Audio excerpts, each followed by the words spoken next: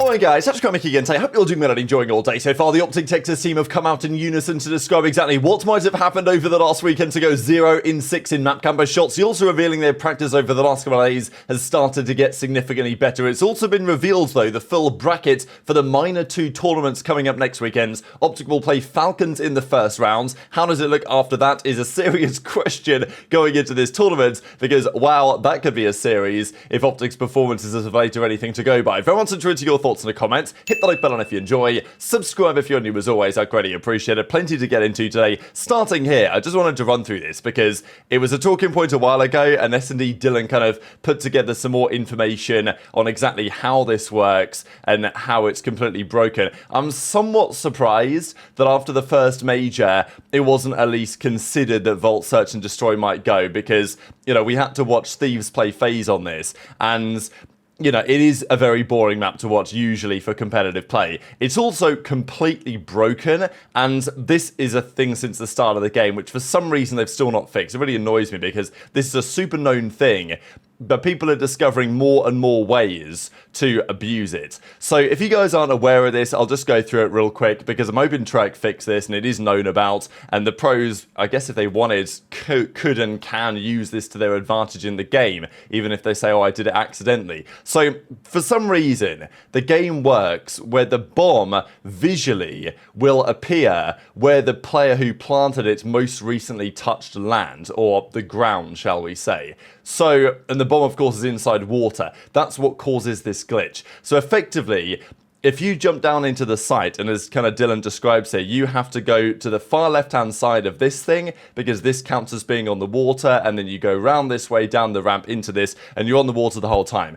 What this means is, let's say you are standing in this spot, you can jump from here onto, let's say, any of these boxes, jump into that corner, plant the bomb, and the bomb will appear visually not in that spot at all. Now, the bomb is still planted at the bomb site, so the defusing player will see it where it was planted, but there'll also be a version visually in another spot, such as this, which means the player who planted it can simply do exactly that. So this is one example here, and this is maybe one of the craziest ones that I've seen. Like, we've seen this for a little bit of time now, but you can get into this spot here, jump onto this box, and into the water here, and then once you plant the bomb, as the man trying to defend the bomb site, the bomb is there.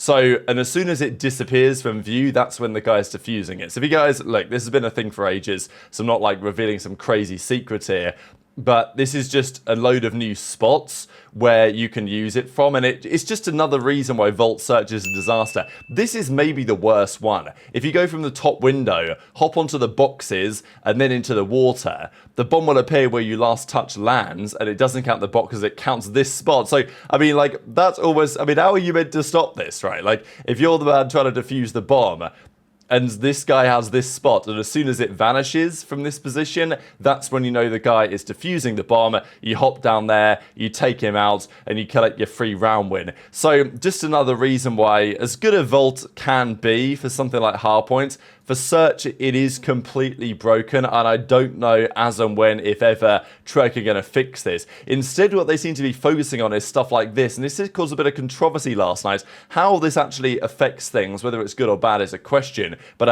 it turns out that in the game, there will be an update to increase the time that a death will affect enemy spawn positions. This should result in less immediate flipping. Now, it's a pretty interesting idea, this. There's some debate on what it's actually going to do. It seems to imply that spawn flipping becomes less likely, and therefore maybe spawn knowledge is somewhat less required because when somebody dies, they're going to keep spawning in the same spot anyway.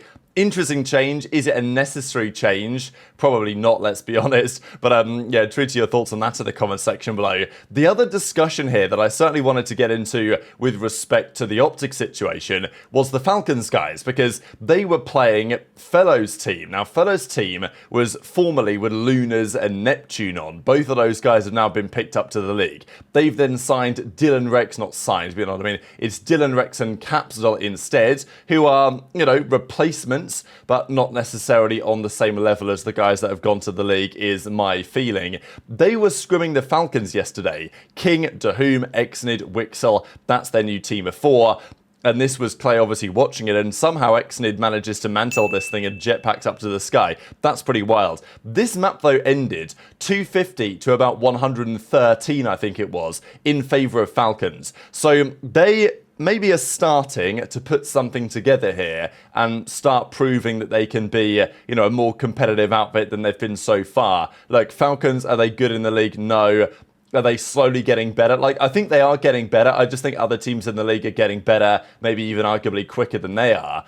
But, you know, it's always worth keeping in mind that however much trash we might talk on the Falcons, they would still smoke us in a 4v4. So this is certainly interesting when it comes down to the bracket we're going to see here in a couple of minutes' time. But Pred, Shotzzy, Dashy, Kenny, they turned the game chat stream on last night, and they, of course, recorded an episode. And it was a good episode, I thought. They were laughing and joking, as always. It was a pretty standard. I didn't see anything in that episode yesterday which said to me, oh, there's like some sort of internal conflict or strife. Because, you know, Enable made the take the other day that he doesn't feel like these guys want to play with each other in the same way anymore. Didn't feel like that to me on the podcast as of yesterday. I think the general feeling is within OpTic, which is probably a fair enough opinion, that, okay, we're stuck right now, or like we're struggling right now. The same was true at Major 4 last year, and Pred says, look, it was even worse before. I think that was the implication from the OpTic guys, was that, yeah, we've actually had it worse than this previously. We're not as bad now as we were last year, inexplicably after winning a Major and before winning the World Championship. So clearly OpTic are confident they can quickly turn this ship around and get back to winning ways. But I also think that there's some concern, at least listening to the way that Pred describes it, because, you know, I think OpTic have the opinion that, well, you know, last year Major 4 we also sucked and then we turned it around and won champs. So, you know, we'll get there, right? We'll get there. And I think that's fine. It's good to have the confidence within OpTic that they are going to be able to actually get out of this slump, and Kenny's going to be able to get out of the slump and these other things. But as I said over the last few days, there does need to be some sort of strategy, I would say, in place here. Like, it can't just be, inshallah, we'll get better. Like, there's got to be some other, you know, I don't know, they've got to think about exactly how they're approaching things, because clearly what they've been doing lately isn't working, right? And I don't know what they did exactly going Major 4 into the World Championship, but what they did do, we think, is higher accuracy as a coach. But that's not really viable anymore, is it? And that was never officially confirmed, because accuracy was still on Rocco or whatever it was. So, but it's a known thing. Like, accuracy was working with those guys in the run-up to the World Championship and helping Kenny and Pred, guys that he had experience with, find form. That's not possible nowadays, because accuracy is working with Cloud9. So, yeah, that's my opinion on it anyway. These are some clips here from Shotzzy over the last couple of days. But let me share a couple of minutes here of what the guys were talking about, certainly from Shotzzy's side, because he made an interesting point on their practice being better, getting good practice. He said, okay, they've only really had it for one day, but Dashy's had his root canal dealt with now, so maybe he is back fully locked in on the game, and they're, you know, frying new scrims, run it back. Back after, you know, not winning a map this past weekend. Hey, listen, bro, it's fucking fine. All right? Food. Everyone's just fucking, it's like the fucking world ended, dude. Jesus, man. We're good, bro. Listen, bro, we've been here last year, Major 4. I feel not like even close to how bad that was. Oh no. I mean that's why, like, that shit was fucking. That compared to like what we're doing now is like so night and day. It's not even funny. Major 4 was after coming off of winning a tournament, and we went 12 seed, and actually came 12, and didn't win an S&D for 14 maps. Like, that shit is fucking. It's over, man. It's not even close. No, yeah. So we have so much more, like, bro. We have so much more time to actually, like. And AG just came back. Not saying that's like an excuse or anything, but. And it's fucking freezing. And it's cold. We can't even play. Literally. We can't play. We're forced to play outside in these conditions. No team is going through this, by the way. No team is forced to play outside. No, yeah. Fucking cold ass. It's bullshit. Yeah, but we'll be chilling. I don't really want to talk about the fucking the games, because like what I said in the podcast is like, we have a sense of urgency, but it's not a sense of like fucking like pressure, if that makes sense. Like, we have the urgency of like, we want to do good. We know that our major's coming up, but in terms of like sense of pressure, like, we've been here before, so it's not that. But like, in terms of urgency, it's like, yeah, we just want to fucking play, so, and like get good. So no, we'll be fine. Yeah, straight up. And then yeah, our next match, we only have one match this weekend, which is Ravens. The fucking tease. I'm gonna fucking send him a cookie box before the match. That fucking guy, dude. Yeah, play against the Ravens, man. Terry, bro. My boy Terry. I need to fucking even up our Cyclops. head. If The one-eyed raven. No, that's fucked up. That's fucked up. My bad. One-eyed raven. That's my boy Reese. That's my boy. But yeah, I actually can't wait, man. We actually been getting good practice. Actually, we only fucking played once. Fucking yesterday, but you know we're gonna get practice going into the match. Grind. I'm pretty sure we have the minor the next week, right? Or is it?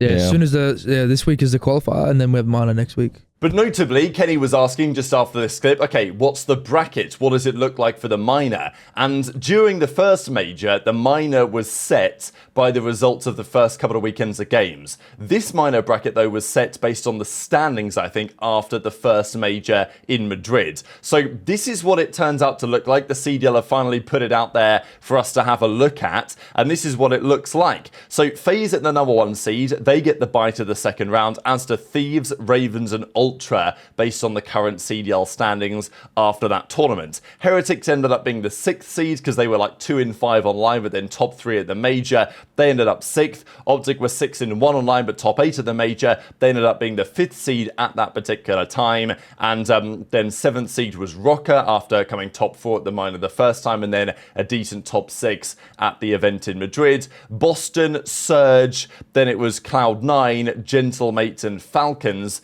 in those respective orders. So the way that it works is the top 4 teams get a bye, and then the other teams play a matchup which is most beneficial to them. So 5 plays 12, 6 plays 11, etc, etc. That leaves us with a bracket looking as follows. So Boston Surge in the first round, a very interesting game. And again, I kind of feel bad for Boston, right? Like, they did so well last stage. They turned up to the major and have to play FaZe in the very first round, and now they're playing Surge, a team that just beat FaZe. And if they were to win that, they play FaZe again. But to be fair, Surge have looked very good since Neptune's arrival. Of course, these games all go on next weekend, so of course we'll see what happens this weekend to determine which team is maybe the favourites in these series. But there's a very plausible FaZe Surge rematch. Like, I actually want it to be FaZe Surge just because, you know, that's a potential upset series. Boston, even, you know, Boston, I like them, but they will get slammed by FaZe like they always do. But Surge maybe have a chance. We saw it online the other week. That might make that kind of interesting. This is single elim, let's make it very clear. And the finals is now a best of 7. So if you lose, you're out.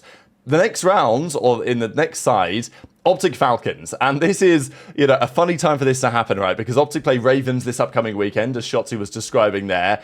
And if OpTic lose that, they'll be 0-3 to start the stage. They'll then play a Falcons team where, look, let's not forget last year when they were in that slump, they played a team in Boston who had not won a series in what seemed like years, and then they lost to Boston. I'm not saying they're going to lose to Falcons.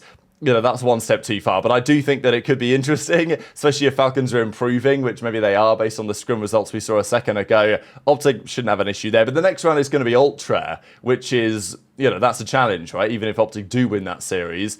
I guess it's maybe the series you'd want. Like, if you're OpTic and you're advancing to the second round, would you rather play FaZe, Thieves, Ravens, or Ultra? Probably they'd want to play Ravens more, but you know, they always lose to Ravens for some reason, or at least so far. So I don't think they'll mind that too much. Then we have Rocker, Cloud9, winner of that plays Thieves, and then Heretics, Gentlemates, winner of that plays Ravens. So that's definitely an interesting bottom side of the bracket. It's a pretty weak lower side of the bracket. Like, the upper side, I think, is stronger, especially with Surge making some improvements. So Thieves will feel pretty confident they can make a run, but C9 and Rocker, honestly, they're maybe better than their seedings appear on paper. I think they probably almost certainly are, actually. But Thieves will still be confident they can make the run, and in all likelihood, we may well get a FaZe Thieves finals again in this one, as we saw at the major. But yeah, far from guarantees. And if OpTic were to beat Falcons and to beat Ultra, then they would likely play FaZe, at which point we'll see if they can play better than they did online just a few days ago. So very much interested in your thoughts on that in the comments. That's what the bracket looks like there for the minor tournament. Of course, the winner gets, what, 20 grand or whatever, and then a fair chunk of CDL points towards champs qualification at the end of the season, which is all rather important. So very much interested in your thoughts on all of this stuff in the comments below. Hit the like button if you enjoyed. Subscribe if you're new. Take care. And I'll see you next time. That's I have seen this. I have seen this. It's a beaver pack a punch. If there was a COD player to this animal would be Slasher. Wait, let's just play picks next round. Look at it. No. Alright, we're playing picks. No. That might be his name. Look at that first one. Look at it. The first one. The first one on the right. It's full fight. The full fight. Just wait. They're going to come. Trust me. They always scam. There's our full fight. Look at the full fight on the left. That's him IGLing Gwinn and Teach. Wait, go to that one pick. That's I taught them how to play. I